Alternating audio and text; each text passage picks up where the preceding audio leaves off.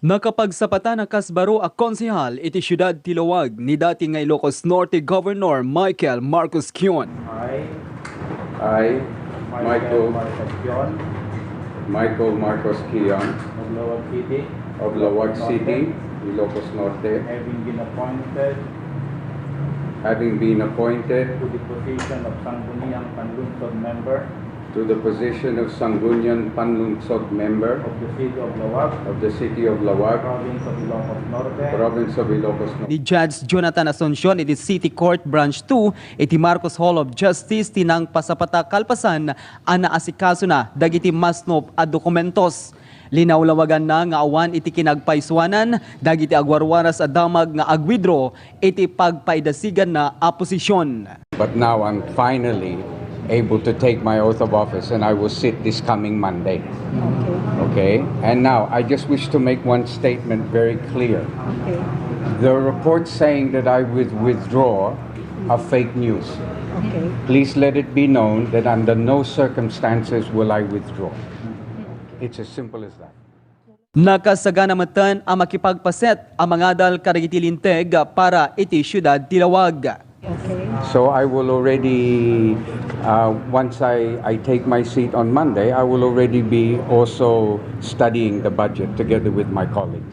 I've already explained that to the... In katawa na laeng ti agwarwaras nga adda iti problema ti citizenship na. Yeah. Are you a dual citizen? No. Absolutely not. Okay. Absolutely not. Okay. Okay? Why will I run if I'm a true citizen? I know I'll be disqualified. Yeah. Why will I do that? I'm not tanga. Siyempre. Oh. so walang atrasan. Yes, I just said that. I said I will not withdraw under any circumstances. Ti pamilya Marcos ket suportaran da dagiti so amin a kandidato da para iti 2019 elections ada itoy ket agmaymaysada sigon ken ni Keon. The family will support all of the candidates. The family will unify behind all of our candidates. Of this, I'm absolutely certain. Now, I cannot speak any more at length. I'm not the official spokesman of the Marcos family.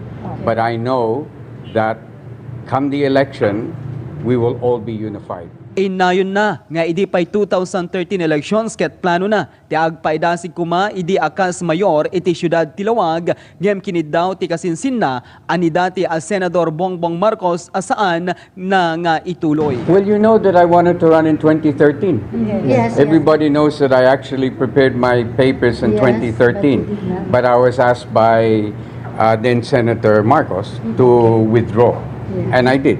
Kas dati ang nagserserbi a gobernador iti probinsya ng Ilocos Norte ket addan iti interes na ti sektor ti agrikultura, edukasyon, salunat ken sports.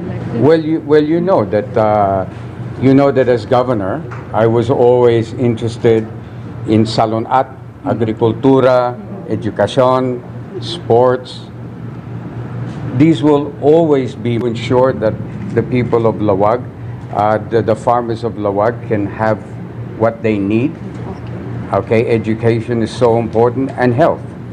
So these are advocacies that I will continue with. You know, the Fariñas family has been in power now for more than 33 years. What people have to understand is that an election is a democratic process. An election allows people to choose their candidates. What will happen this coming May is up to the people of Lawag City, is up to God and the people of Lawag City. If they want more of the same, if they want the status quo, they will vote for my opponent. If they want change, they will vote for me. Okay, because I will definitely bring change.